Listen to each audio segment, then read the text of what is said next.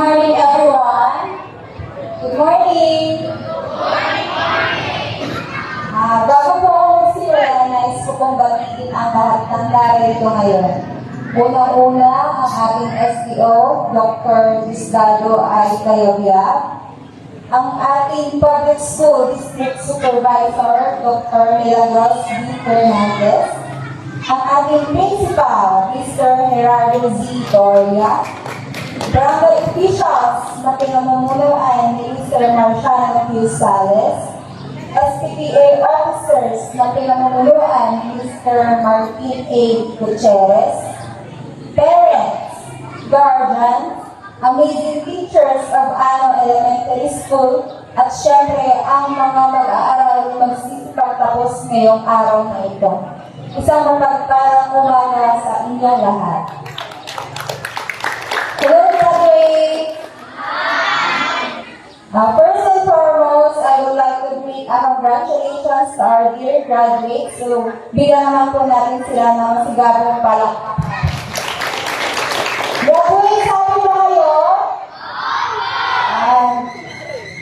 I am pretty grateful and honored for your invitation to be part of this memorable occasion. It is such a humble experience to speak before you. So, ito, nagulat ako lang sabihin ng aking nanay na inaanyayahan ako na maging guest speaker dahil isa ako sa produkto ng ating paaralan. Subalit, napaisip ako. Sabi ko sa sarili ko, gaano na nga ba kalayo ang narating ko para maimbitahan sa ganitong event? Gaano na nga ba ako ka-successful para maibahagi ko ang aking kwento? Masasabi ko na ang pagiging matagumpay ay hindi lamang nasusukat sa yaman at pagiging tanyag. Bagkos, ang tunay na tagumpay ay ang mga karanasan at istorya na maibabahagi mo sa iba na kung saan ay magbibigay din ng aral sa kanila at yun ang aming ibabahagi ngayong araw. Ang Ano Elementary School ay isa sa kaagapay ko kung bakit narito ako ngayon. Ang paaralan nito ay kaisa sa paghubog sa kung ano ako ngayon. Tulad ninyo, ay dito ako natutong magbasa, magsulat, magbilang, bumuhit, magpinta at magtanim. Naalala ko 15 years ago nung nandyan din ako, alam ko lang dati, aakyat ako sa stage kasama yung aking mga magulang, maging ang aking lolo at lola. Kukunin yung diploma, medalya, at even the ribbons kasi may karangalan din ako dati. I'm so thankful to my parents, grandparents, and relatives who serve as my strength and guide in knowing the best. Kaya para sa inyong mga kabataan, upang matupad ang mga pangarap ninyo sa buhay, I never stop learning, never stop dreaming. Mataas man ang mga pangarap natin sa buhay, huwag tayong panghinaan ng loob.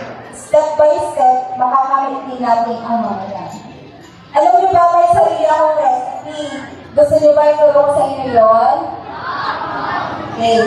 Isa lang yung secret ko. Effective ko, promise.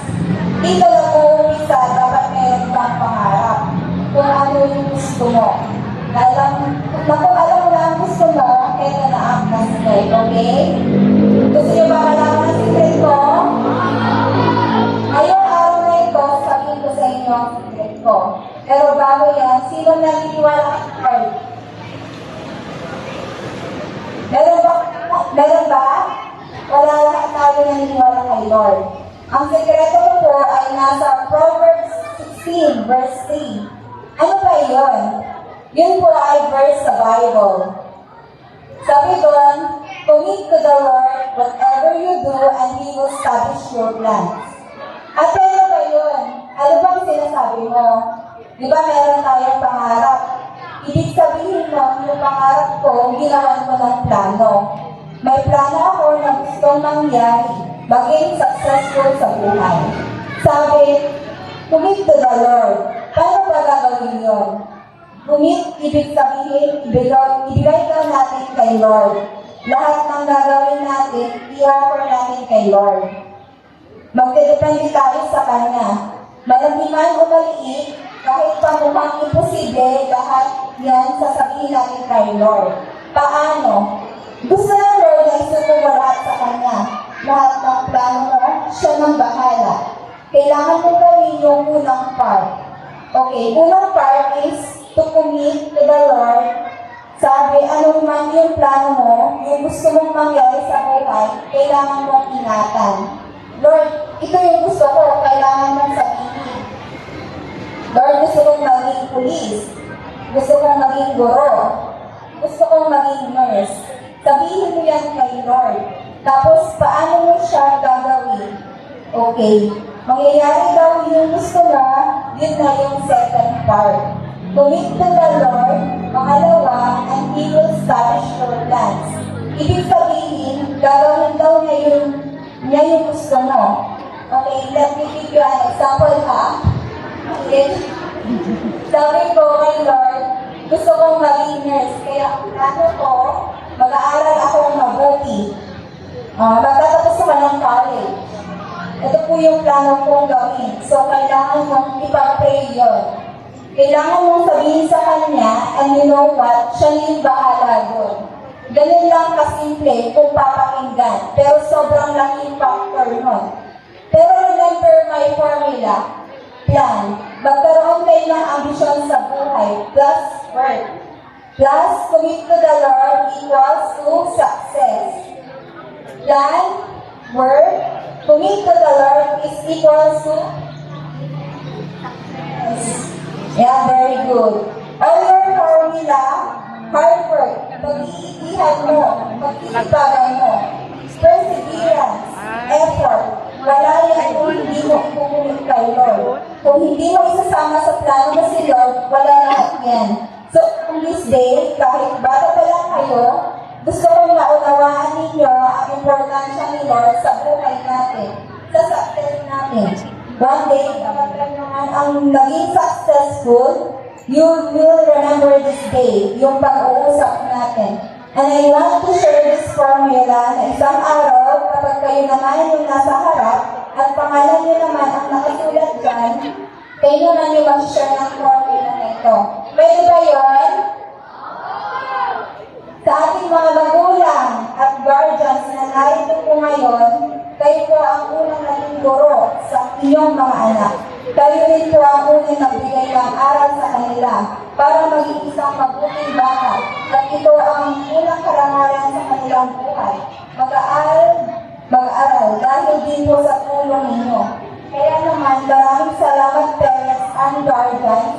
Isa rin po kayo sa dapat nabigyan ng acknowledgement ngayon dahil kayo po ang nagbigay ng magandang simula sa inyong anak. At sa pag-abot po nila ng kanilang mga pangarap, huwag po sana tayo magsawang suportahan at i-motivate sila. Malayo pa man po ang ating lalakbayin, kasama sila ang ating mga anak. Ngunit tatandaan po natin, mas okay na yung maghirap ng ilang taon sa pagtataguyod sa edukasyon ng ating mga anak kaysa makita natin sila na naghihirap habang buhay dahil hindi natin maibigay ang edukasyon na nararapat po sa kanila. Para naman po sa ating mga teachers ng elementary school, alam niyo, sobrang tuwa ko na nakita yung mga teachers ko.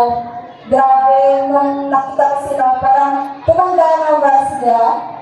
Maraming salamat po sa inyong dedikasyon at mahabang pasensya upang mas matutukan po natin ang mga estudyante patungo sa kanilang pangarap.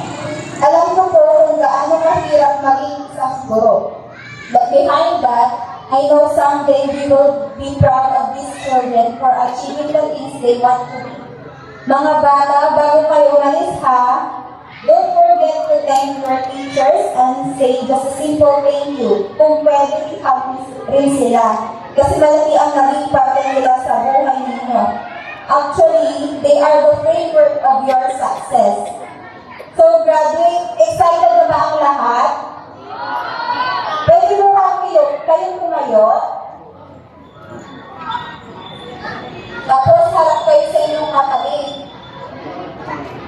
Ayan. Sabihin nyo, ang galing-galing mo. Sa kabila naman, ang galing-galing mo.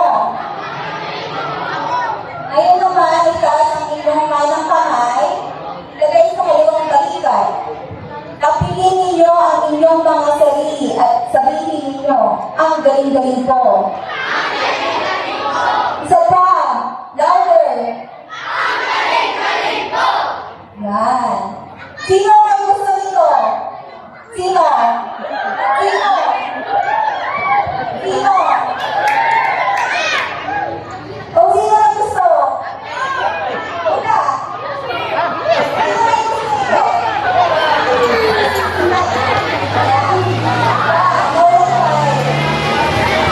Alam mo ba ang lesson na yan? Alam mo ba ang lesson nun? Ang lesson doon ay dapat sa pag-abot ng ating mga pangarap, di lang po tayo basta salita. Dapat may actions din. Tayo upang matupad ang mga ito. Tandaan, dreaming is free, but we have to make an action to make that dream into reality. So before my speech ends, I want to acknowledge my grammar teachers. Thank you po, ma'am, sirs, for seeing my potentials. Kung wala po kayo na tumayong pangalawang magulang ko noon, wala po ako sa harap ng mga batang ito ngayon. Maraming salamat po. To the graduates of Annual Elementary School, ito pa lamang ang simula ng chapter ng inyong buhay patungo sa inyong mga pangarap. Magpatuloy kayo sapagkat marami ang naniniwala sa inyo.